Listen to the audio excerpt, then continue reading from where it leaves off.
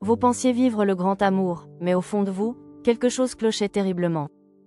Vous donniez sans compter, vous compreniez tout, vous pardonniez l'impardonnable, et pourtant vous vous sentiez vidé, épuisé, incompris comme jamais. Plus vous vous rapprochiez de cette personne, plus vous aviez l'impression de disparaître, de vous effacer, de perdre votre essence même. Ce n'est ni un hasard, ni votre faute. Vous avez simplement croisé la route d'un manipulateur narcissique, et aujourd'hui encore, vous vous en voulez de ne pas avoir vu les signaux d'alarme. Vous vous demandez pourquoi c'est tombé sur vous, comment vous avez pu rester si longtemps dans cette prison invisible, pourquoi votre cœur refuse encore de lâcher prise. Mais ce que vous allez découvrir dans cette vidéo va transformer votre vision des choses pour toujours, parce que non, vous n'êtes ni naïf ni faible, vous êtes profondément humain. Et cette relation toxique, aussi douloureuse soit-elle, n'est pas là pour vous détruire, elle est là pour vous révéler des vérités cachées sur vous-même. Restez avec moi jusqu'au bout, car nous allons explorer ensemble ce que personne ne vous a jamais vraiment expliqué. Les pièges invisibles de l'emprise psychologique, les signaux que votre corps a tenté d'ignorer, les failles émotionnelles que le manipulateur a su exploiter avec une précision chirurgicale, et surtout, la force insoupçonnée que vous pouvez tirer de cette épreuve. Non pas pour vous venger, mais pour ne plus jamais redescendre à ce niveau de vulnérabilité. Si vous vous reconnaissez déjà dans ces mots, alors cette vidéo est spécialement conçue pour vous. L'histoire nous enseigne que même les esprits les plus brillants de l'humanité ont été victimes de manipulation. Nikola Tesla, ce génie isolé qui a offert à l'humanité l'électricité moderne, a été trahi et effacé par ceux qui maîtrisaient mieux les réseaux d'influence. Thomas Edison, entre autres, a exploité ses idées révolutionnaires pour asseoir son propre empire. Tesla a terminé sa vie seul et ruiné, alors qu'il avait littéralement changé le monde. Il ne manquait pas d'intelligence, il manquait simplement de cynisme.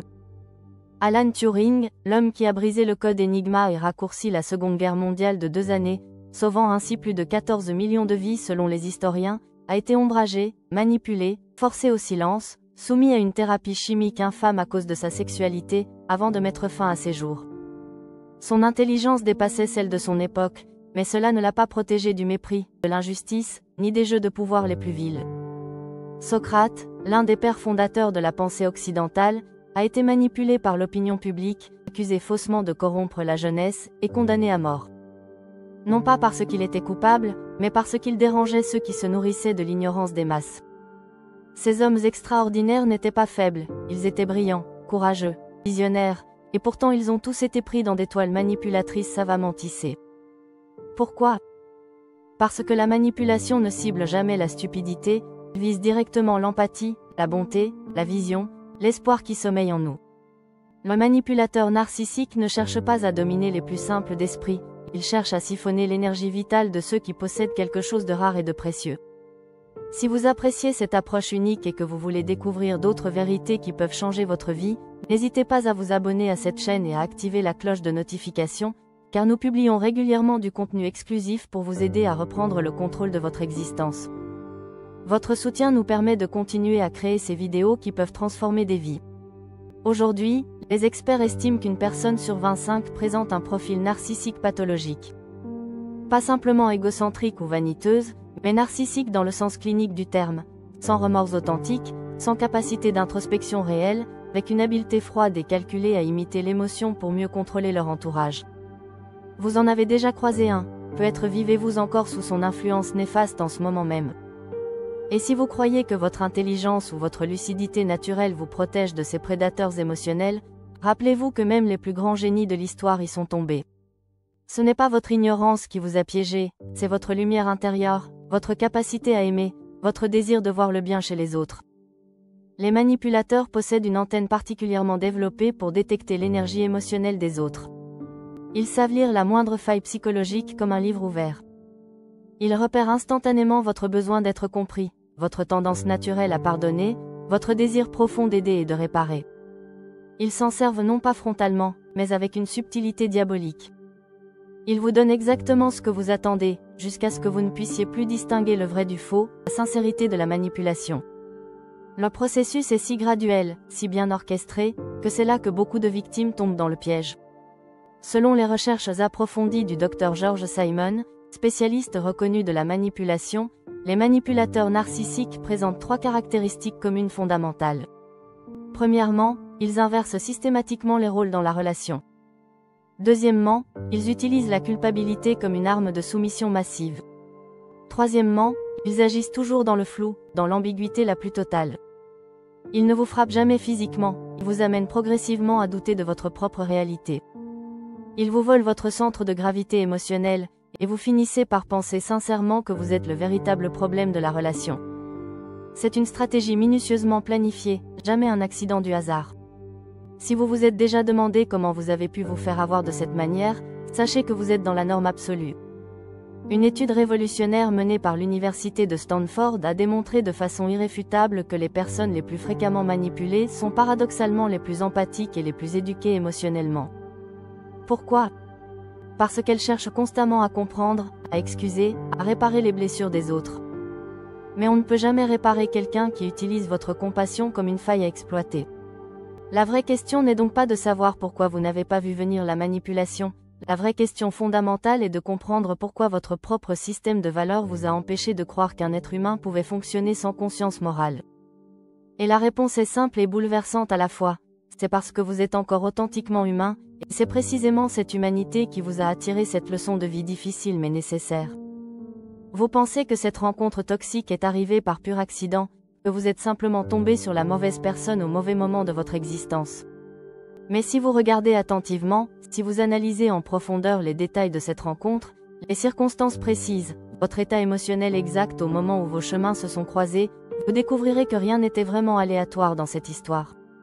Cette relation destructrice n'est pas née du hasard aveugle, elle est née d'un terrain intérieur spécifique, et ce terrain, c'était votre paysage émotionnel du moment. Dans plus de 82% des cas étudiés, selon une méta-analyse publiée dans le prestigieux Journal of Interpersonal Violence, les personnes qui tombent sous l'emprise d'un manipulateur narcissique ont une histoire émotionnelle marquée par un manque profond. Un manque de reconnaissance authentique, un manque de sécurité affective durable, ou encore un manque de validation personnelle inconditionnelle. Ce sont des failles invisibles à l'œil nu, mais constantes et douloureuses, des micro-fissures psychologiques que les narcissiques pathologiques savent déchiffrer comme un code secret. Ils flairent cette vulnérabilité à des kilomètres, et vous croyez encore que c'est une simple coïncidence. À l'instant précis où vous avez croisé cette personne toxique, il y avait en vous un besoin silencieux mais criant. Peut-être traversiez-vous un moment de vide existentiel, de doute profond sur vous-même, de transition difficile dans votre vie. Peut-être veniez-vous de sortir d'une période particulièrement éprouvante. C'est exactement dans ces moments de fragilité que les manipulateurs opèrent leur magie noire. Jamais quand vous êtes au sommet de votre puissance personnelle, mais toujours quand vous cherchez à redéfinir quelque chose d'important en vous.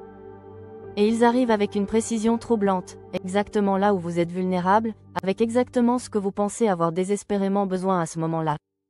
Ce n'est pas de la magie mystique, c'est du comportementalisme pur et dur. Carl Gustav Jung, le père de la psychologie analytique, appelait ce phénomène la synchronicité. Mais dépouillé de toute dimension ésotérique, cela relève surtout d'un mécanisme psychologique bien documenté. Nous attirons naturellement dans notre existence ce qui correspond exactement à notre état intérieur du moment. Si vous vous sentez incomplet, fragmenté, en manque, vous ne reconnaîtrez pas immédiatement les signaux d'alarme d'un prédateur émotionnel, parce que vous regarderez ses qualités apparentes avec l'enthousiasme désespéré de celui qui cherche un sauveur providentiel. Et les narcissiques pathologiques le savent parfaitement. Ils ne cherchent pas seulement quelqu'un de gentil ou de généreux, ils cherchent spécifiquement quelqu'un d'ouvert émotionnellement, mais qui n'a pas encore appris à poser des limites saines. Une personne capable d'aimer profondément, mais qui ne se méfie pas encore suffisamment des masques et des façades. Ils vous testent subtilement, ils observent minutieusement vos réactions, et très rapidement, ils adaptent leur personnage à vos attentes. Ce que vous prenez naïvement pour de la compatibilité naturelle n'est en réalité qu'un miroir soigneusement calibré. Ce que vous croyez être une connexion d'âme n'est qu'une simulation froide et calculée. Votre cerveau, cet organe extraordinaire qui vous permet de penser et de ressentir, devient sans que vous le sachiez votre complice involontaire dans cette prison émotionnelle. Vous croyez faire des choix parfaitement rationnels, vous pensez rester dans cette relation parce que vous espérez sincèrement que les choses vont finir par s'arranger, parce que vous croyez encore profondément en l'amour et en la rédemption. Mais la vérité neurobiologique est bien plus dérangeante et troublante. Si vous n'arrivez pas à vous détacher de cette relation toxique, ce n'est pas un simple manque de volonté ou de caractère, c'est votre propre cerveau qui vous a littéralement ligoté grâce à un cocktail chimique redoutable. La dopamine, la noradrénaline, l'ocytocine, Ces 3 substances biochimiques suffisent à elles seules pour expliquer pourquoi vous vous accrochez désespérément à une relation qui vous détruit de l'intérieur. Dès les premières semaines de la relation, le manipulateur narcissique déclenche délibérément un pic massif de récompense cérébrale. Il vous idéalise, vous valorise, vous fait sentir unique et spécial, et votre cerveau, affamé de reconnaissance ou d'affection authentique, enregistre cette expérience comme une source de plaisir intense. C'est ce que les psychologues appellent le love bombing, et cette technique fonctionne même sur les personnes les plus lucides et méfiantes. Une étude publiée dans le Journal of Neuropsychopharmacology a révélé que ces premières phases d'intensité émotionnelle artificielle activent exactement les mêmes zones cérébrales que la cocaïne pure. L'attachement qui en découle n'est pas de l'amour, c'est littéralement une addiction neurochimique. Vous n'êtes pas simplement tombé amoureux, vous êtes tombé dans la dépendance. Cette révélation scientifique change tout dans votre compréhension de ce qui vous arrive. Comme pour toute addiction véritable, le sevrage est atrocement douloureux. C'est exactement ce que vous ressentez quand vous essayez courageusement de vous éloigner, une confusion mentale paralysante, une douleur physique réelle, une obsession irrationnelle qui vous consume. Même si votre raison vous dit clairement que cette personne vous fait du mal, vous repensez constamment au moment magique où tout semblait parfait, et votre cerveau, programmé pour la survie émotionnelle, vous pousse irrésistiblement à revenir. Pas pour revivre consciemment la souffrance, mais pour retrouver désespérément cette première dose de bonheur artificiel. Le manipulateur comprend instinctivement ce mécanisme, alors il perfectionne sa technique. Il alterne savamment les récompenses et les punitions, il vous donne puis vous enlève, il vous élève au nu puis vous rabaisse au plus bas. C'est ce que la science comportementale appelle le renforcement intermittent, un concept brillamment étudié par B.F. Skinner, pionnier de la psychologie comportementale moderne. Ce système de récompense totalement aléatoire et imprévisible est scientifiquement prouvé comme étant le plus puissant pour créer un attachement durable, plus encore que la punition constante ou la récompense régulière et prévisible. Vous ne savez jamais quand la douceur et la tendresse reviendront, alors vous restez, et vous espérez contre tout espoir. Cette souffrance que vous vivez, cette dépendance émotionnelle qui vous ronge, ce n'est pas une preuve d'amour véritable, c'est une boucle chimique savamment orchestrée, un piège émotionnel sophistiqué. La sortie ne se fera donc pas par la logique pure, mais par une rééducation patiente et méthodique de votre cerveau. Des routines nouvelles, des coupures nettes et définitives, des zones de non-contact absolu, une reconstruction progressive de votre système de récompense interne. Vous ne pourrez jamais vous libérer si vous continuez à croire que cette douleur est de l'amour authentique. Vous devez la voir pour ce qu'elle est vraiment, une réaction neurobiologique à un stimulus erroné et toxique. Mais la bonne nouvelle, c'est que vous pouvez définitivement en sortir, parce que votre cerveau est plastique, adaptable, capable de réapprendre. Il peut désactiver ces connexions nocives, en créer de nouvelles et saines, mais il a absolument besoin de votre conscience, de votre cohérence, et surtout de votre capacité à poser des limites infranchissables. Friedrich Nietzsche a écrit ces mots prophétiques, « Celui qui combat des monstres doit veiller à ne pas en devenir un lui-même. » Et si tu regardes trop longtemps dans l'abîme finit par regarder en toi. Ce n'est pas une simple métaphore littéraire, c'est une réalité psychologique documentée. Quand vous restez trop longtemps face à une personnalité manipulatrice, elle ne se contente pas de vous blesser superficiellement, elle révèle et active quelque chose que vous portiez déjà en vous, et ça peut être cela le plus troublant et déstabilisant. Le manipulateur narcissique n'a pas créé vos blessures de toutes pièces, il les a simplement activées avec une précision chirurgicale. Et ce qu'il a trouvé et exploité en vous, ce n'était pas votre amour pur, c'était votre vide existentiel, votre manque affectif, vos zones d'ombre non résolues.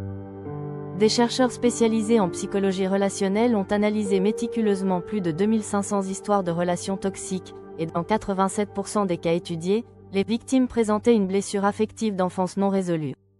Abandon précoce, rejet parental, humiliation répétée, ou négligence émotionnelle chronique. Vous pouvez être brillant à l'âge adulte, fort, accompli, mais si votre passé contient un manque non reconnu et non guéri, votre cerveau émotionnel va tenter de le compenser coûte que coûte. Et c'est précisément dans cette faille que le narcissique s'infiltre comme un virus. Marc Aurèle, empereur philosophe qui gouvernait un empire en pleine crise, faisait face quotidiennement à des trahisons, des manipulations politiques, des conflits incessants. Pourtant, dans ses « Pensées pour moi-même », il a écrit cette vérité intemporelle, que la force me soit donnée de supporter ce qui ne peut être changé, et le courage de changer ce qui peut l'être. C'est dans cette posture stoïcienne que réside l'arme la plus puissante contre n'importe quel manipulateur, le détachement actif, lucide, souverain. La majorité des victimes cherchent désespérément à comprendre le manipulateur, à le changer, à sauver coûte que coûte la relation. Mais c'est une guerre épuisante qui vous vide complètement, parce que vous combattez sur son terrain de prédilection. Lui ne cherche jamais à construire quelque chose de beau ensemble, il cherche uniquement à dominer, à contrôler votre attention, vos émotions, votre perception de vous-même. Et chaque réaction de votre part, même la plus justifiée et légitime, l'alimente et le nourrit, parce qu'elle prouve indiscutablement que vous êtes encore accessible à sa manipulation. Le stoïcisme authentique ne vous invite pas à l'indifférence froide et mécanique, il vous invite à reprendre fermement le contrôle là où vous l'avez abandonné sans même vous en apercevoir, dans votre réactivité émotionnelle. L'université de Harvard a publié une étude fascinante montrant que le simple fait d'être capable de nommer une émotion avec clarté et précision, au lieu d'y réagir immédiatement et impulsivement, réduit son intensité de 40% en moyenne. C'est exactement ce que prône la pratique stoïcienne millénaire, observer sans jugement, identifier avec précision, ne pas se laisser entraîner dans la spirale. Un manipulateur ne sait absolument pas gérer le vide que vous créez autour de lui. Il s'alimente exclusivement de votre énergie émotionnelle. Il vous pousse constamment à vous défendre, à vous expliquer, à douter de votre propre réalité. Mais le silence ferme et déterminé, le calme absolu, l'absence totale de réaction mesurée mais constante, le déstabilise profondément. Il n'a plus de levier sur vous, il n'a plus d'accès à votre énergie vitale. Après la tempête émotionnelle, il y a toujours un moment presque silencieux, un instant de grâce pure. Vous n'êtes plus en train de fuir désespérément, vous n'êtes plus dans le doute paralysant, ni dans l'espoir illusoire de comprendre ce que vous ne comprendrez jamais. Vous êtes simplement là, plus calme, plus centré. Vous ne cherchez plus de réponse à l'extérieur de vous, vous commencez enfin à voir vraiment clair, et ce que vous voyez en premier, c'est vous-même sous un jour nouveau. Ce n'est plus la même version que celle d'avant cette épreuve. Quelque chose en vous s'est effondré, certes, mais à travers cette chute nécessaire, un socle solide s'est formé. Ce n'est pas de la dureté émotionnelle, c'est de la clarté cristalline. Vous savez désormais avec certitude ce que vous ressentez réellement, ce que vous voulez authentiquement, ce que vous ne tolérerez plus jamais. Et cette lucidité nouvellement acquise, personne ne pourra jamais vous la reprendre. Des chercheurs spécialisés en psychologie de la résilience, comme Stephen Southwick et Dennis Charney, ont démontré scientifiquement que les personnes ayant traversé des expériences relationnelles toxiques et les ayant comprises en profondeur, développent ensuite un seuil de lucidité émotionnelle bien plus élevé que la moyenne de la population. Elles détectent instantanément les signaux faibles, les comportements ambigus, les manipulations subtiles. Elles posent des limites sans trembler, sans culpabiliser. Ce n'est plus de la méfiance maladive, c'est une nouvelle forme d'intelligence émotionnelle. Vous n'êtes plus celui ou celle qui cherche à plaire à tout prix, vous êtes devenu celui ou celle qui s'honore, même dans le silence le plus complet. Et c'est précisément là que le tournant décisif s'opère. Vous n'avez plus besoin de prouver votre valeur à qui que ce soit, vous n'avez plus besoin de sauver quelqu'un pour mériter de rester dans sa vie, vous n'êtes plus au service du manque et de la peur, vous êtes désormais au service de votre paix intérieure. Et cette paix, vous la construisez chaque jour, presque mécaniquement, comme une discipline de vie. Vous ressentez quelque chose, vous l'identifiez clairement. Vous observez une tension, vous l'analysez objectivement. Vous sentez une tentative de manipulation, vous ne plongez plus tête baissée. Vous respirez profondément, vous décidez en conscience, vous prenez possession de votre attention, de votre énergie, de votre espace mental précieux. Et ce geste apparemment simple devient progressivement votre liberté absolue. Marc Aurèle écrivait avec une sagesse intemporelle, « Tu as pouvoir sur ton esprit, pas sur les événements extérieurs. » Prends conscience de cela. Et tu trouveras la force véritable. Ce pouvoir intérieur, cette souveraineté personnelle, vous ne l'aviez jamais autant ressenti qu'aujourd'hui, parce qu'avant cette épreuve, vous cherchiez constamment à éviter la souffrance. Maintenant, vous savez avec certitude que vous pouvez la traverser sans vous perdre, sans vous trahir, sans abandonner votre essence. Vous n'êtes plus en train de courir désespérément derrière quelqu'un, vous n'avez plus ce besoin maladif de vous justifier constamment, vous comprenez enfin que ce qui a failli vous briser est précisément ce qui vous a redéfini. Non pas comme une victime impuissante, mais comme un être conscient, plus affûté, plus connecté à lui-même, plus stable dans ses fondations. Aujourd'hui, vous ne recherchez plus les mêmes visages, vous ne posez plus les mêmes questions naïves, vous ne donnez plus votre énergie à n'importe qui, vous n'avez plus besoin qu'on vous applaudisse pour avancer dans la vie, vous êtes redevenu votre propre point d'ancrage inébranlable. Et c'est là, dans ce retour définitif à vous-même, que tout recommence réellement sur des bases saines et durables.